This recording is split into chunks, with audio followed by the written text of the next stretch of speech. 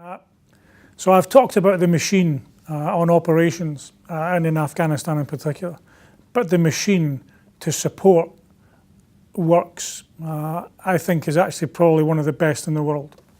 And the instance that I'd like to talk about is I was in Canada on exercise, training for operations, and my wife at the time was back in UK. We lived in our own house. Not military quarters, in her own house, and she was heavily pregnant.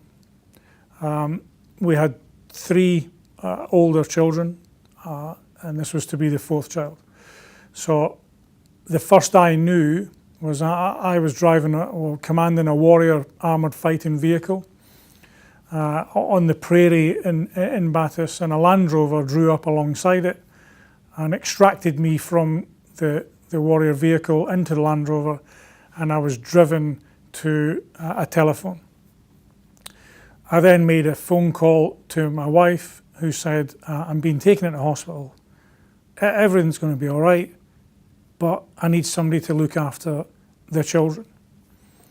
So the machine kicked in, and I was driven from the prairie to the camp, got changed, was driven from the camp to Calgary Airport, was flown British Airways first class from Calgary to Heathrow, was then put on a tube from Heathrow to train station, train to Stoke-on-Trent, picked up by a taxi at the train station and taken to the hospital. That took around about 12 to 13 hours, end to end. And that's the machine. Very few employers will give that wraparound welfare component. But very few employers will put you on a prairie in Canada with a pregnant wife in UK.